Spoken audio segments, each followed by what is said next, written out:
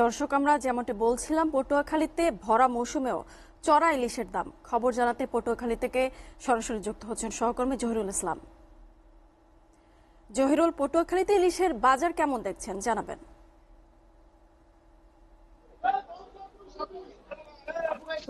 হ্যাঁ মুনিয়া, এই গত 23 তারিখ কিন্তু পটুয়াখালীর যে বঙ্গোপসাগর এলাকা, সেখানে কিন্তু সকল ধরনের মাছ শিকারের যে নিষেধাজ্ঞা ছিল সরকারের 65 দিনে, সেটা কিন্তু শেষ হওয়ার পরে জেলেরা সাগরে যেতে শুরু করেছিলেন। কিন্তু তখন থেকেই কিন্তু সেই সাগরের যে আবহাওয়া, সে আবহাওয়া অনুকূলে ছিল না। তখন থেকে পটুয়াখালীর জেলেরা অনেকেই যেতে পারেনি। তবে অনেকে যেই জেলেরা সাগরে গিয়েছেন তারা কিন্তু, আপনি জানেন যে পটুয়াখালী থেকে প্রায় 2 থেকে 3 দিন চালিয়ে মধ্য গভীর সাগরে যেতে হয়, সেখানে গিয়ে মাছ শিকার করতে হয়। তবে এই যে জেলেরা গভীর সাগরে গিয়ে যে মাছ শিকার করেন, তাদের যে তৈল খরচ বা যে ফুয়েল খরচ দিতে হয় বা অন্যান্য খাবার খরচ, তা কিন্তু অনেক টাকা। সেই অনুযায়ী কিন্তু জেলেরা বলছেন যে সাগরে সেরকমের মাছ পাওয়া যাচ্ছে না, এবং যে সকল মাছগুলো পাওয়া যাচ্ছে তা অনেক ছোট, এবং ছোট মাছ পাওয়ার কারণে তাদের তেমন খরচ পুষে উঠতে পারছেন না তারা। পাশাপাশি কিন্তু বড় মাছ পাওয়া না গেলেও, বড় মাছ যদি পাওয়া না যায়, সেক্ষেত্রে কিন্তু যে আড়তদার বা জেলেরা বা ট্রলার মালিক রয়েছেন, তারা কিন্তু সেই খরচটি পুষিয়ে উঠতে পারেন না।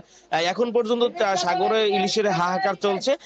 সেই অনুপাতে কিন্তু, যেহেতু সাগরে তেমন ইলিশের অবস্থান বা পাওয়া যায় না, মজুত নেই, সেই ক্ষেত্রে কিন্তু স্থানীয় বাজারগুলোতে যে স্থানীয় মাছগুলো রয়েছে, অন্যান্য সাগরের অন্যান্য মাছ, এবং সেই মাছগুলোর কিন্তু চাহিদা অনেক বেশি।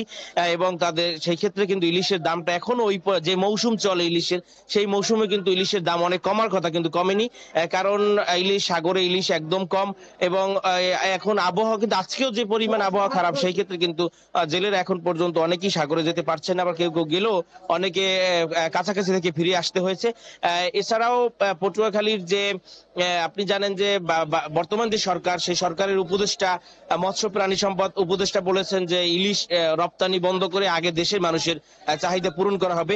সেই বিষয়টি কিন্তু এলাকার যারা ক্রেতা রয়েছেন স্থানীয়, তারা বলেছেন যে এই সিদ্ধান্তটি বাস্তবায়ন হলে কিন্তু জেলায় যে মাছের চাহিদা এবং মাছের যে দাম, সেটি কমে আসবে এবং চাহিদা পূরণ হবে।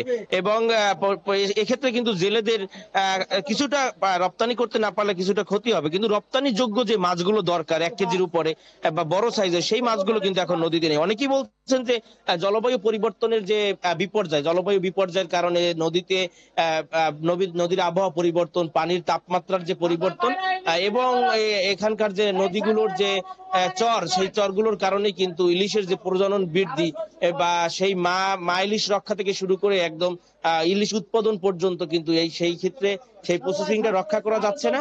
এবং সেই যে সরকার যে মা ইলিশ রক্ষার জন্য যে নিষেধাজ্ঞা দিয়েছেন, সেই নিষেধাজ্ঞা কিন্তু এখানে আসলে যথাযথ বাস্তবায়ন না হওয়ার কারণেই এই দীর্ঘদিন পরে কিন্তু একদম সাগরে ইলিশ পাওয়া যাচ্ছে না। মুনিয়া।